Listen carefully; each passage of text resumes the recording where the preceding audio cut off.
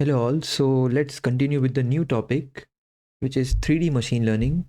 So in this we will see first what are the 3D representations that we have, and then we will continue with our next steps. So firstly, we know that how a 2D data is represented, right? We already know that, like, this is a 2D image which is black and white, you can see here. So we just have single channel, but over here it's a color image. So you can see three channels: red, blue and green, RGB, right?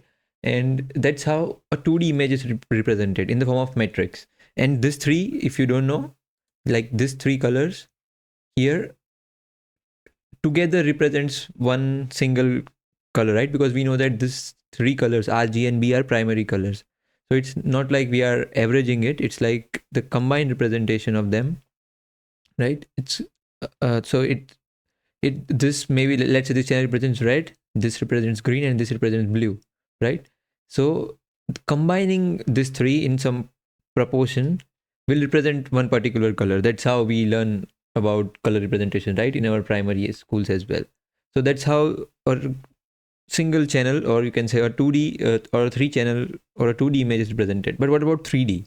Because in 2D we know that we lose the depth information, right? Because if we see some object on a distance, we can just see like how far it is, but we can't see the depth of the object, right? What if we can do that as well, which is really important in case of autonomous driving and other medical applications as well. And there are number of applications, but these two are main applications.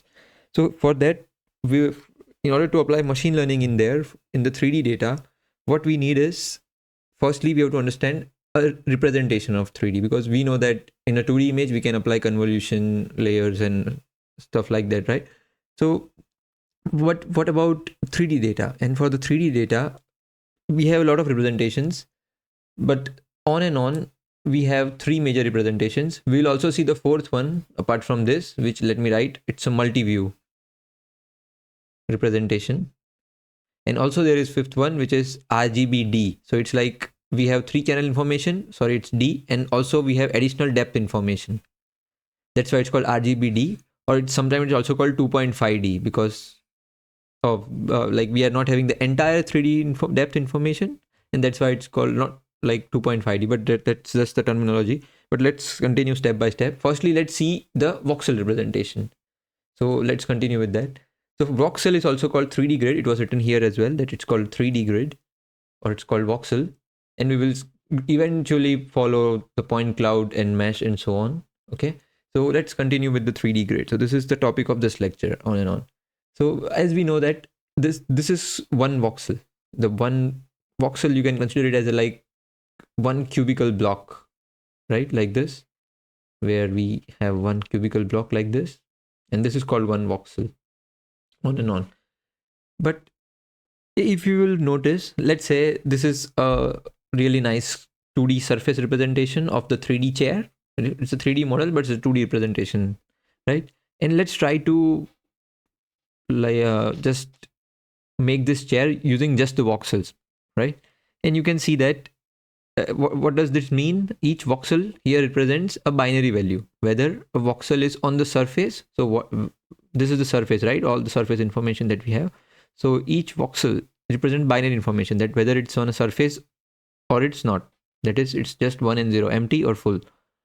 And you will notice here that as we see, you can see that here, as we increase the resolution, here the resolution is getting increased on this direction, right?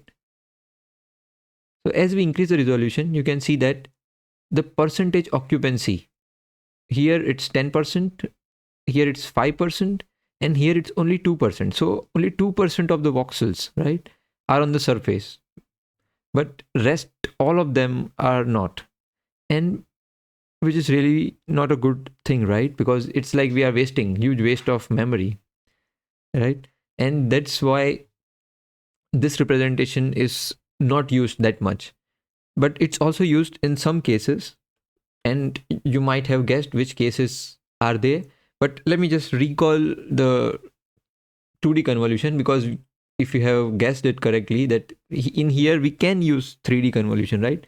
But some of you might have forgotten the 2D convolution. So let's recap it. So here it's a 3D convolution if you know it, but let's recap the 2D. That's how it looks. So we know that for an RGB channel, right, we have the kernel. So the kernel is of the same depth of the input image. Here input is 3 channel, that's why it's 3 channel. But if you have subsequent layer, this is just a single layer, okay? It's not like like 3 convolution layers. It's just a single convolution layer. Just I'm explaining it, that's why there are 3. So don't mind.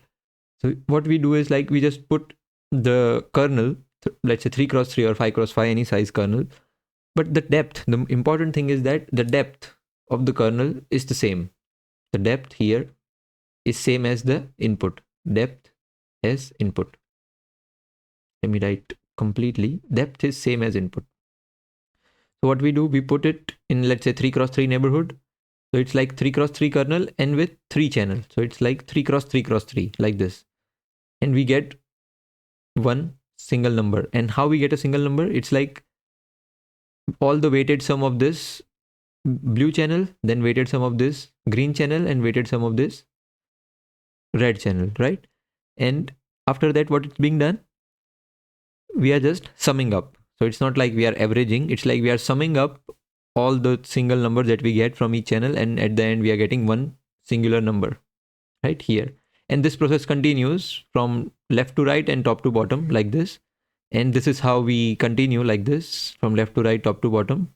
Moving it at the end, we get a single 2D. This will be 2D, right? Single 2D image of this 3D image, or not 3D, but the 3 channel image, which is RGB. And in practice, we use a lot of kernels like this, and that's how we get a lot of 2D images like this stacked up. And that's where we got a big volume, we can say that, volume of all the convolutions. And that's what we call also feature map. But I'm going deep into the 2D convolution like a layer, which is not good. So let's jump in. So with the 2D intuition, we know that how the 3D is gonna work. The only thing is we will get a 6 sides, right? We will get a box or a voxel like this. Sorry, image looks a bit blurry in the presentations, but might be in the rendering it's also looking a bit more blurry after I upload, so pardon me for that. But we know that what we do, we just map. Again, we are doing the kernel. Kernel is also called filter, so we have this also called kernel, so don't mind, these are the terms used interchangeably. So that's how it goes. We are taking the neighborhood from here based on the side of the kernel, and we are getting one particular voxel. And that's how we continue as well, and that's how we got this. So the problem with 3D CNNs is that it takes a huge amount of space and time, because it won't be like there will be just one single convolution, right? There will be a lot of layers, like one after the other, and all the 3D convolution operations that are being happening, it's not good, right? And that's why it's taking a huge amount of training time as well, along with the space. And we know that in the space that it's mostly it's a waste of time in terms of representing the actual surface, right? And that's why people have preferred, and that's why it's not used firstly, so that's a big red mark. But people have proposed something which is called sparse convolution net. Okay, so it's a paper in 2018, I guess, and you can read just by googling it, sparse convolution net. I'll provide the link in the description. I forgot to mention it here or cite it here. So what we have to do is, rather than computing the convolution in the entire area, what we can do, we can just do it in the active area. So you can see on the left image, and there will be also right image.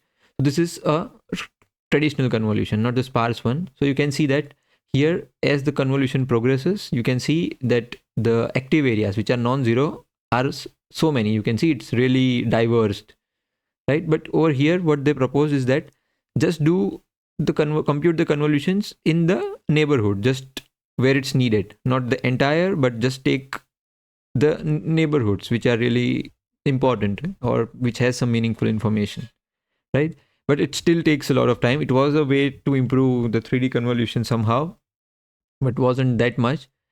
But yeah, when to use 3D? The big question arises here. And as I already said, in medical imaging like CT scan or MRI, where we have to see inside the brain or inside the human body, right? Over there, we need to see the insides, right, of any defect in the bones or anything. And that's where the 3D convolution is really helpful, because we need the hollow information which is inside, not the hollow, but It's something which is inside, right? Not just on the surface. And also in the video analysis, because we know that video is nothing but frames of images, right? A 2D images. So it's like we have to visualize depth, height, and as well as third axis will be time axis, right?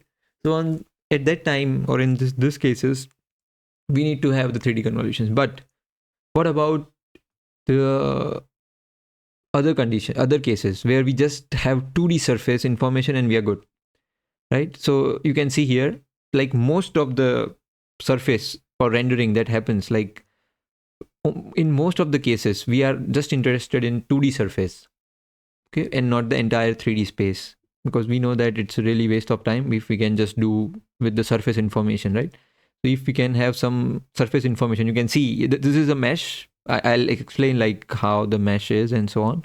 But the idea here to motivate is that sometimes it's only possible to get the things done with just the 2D surface information rather than the entire 3D space.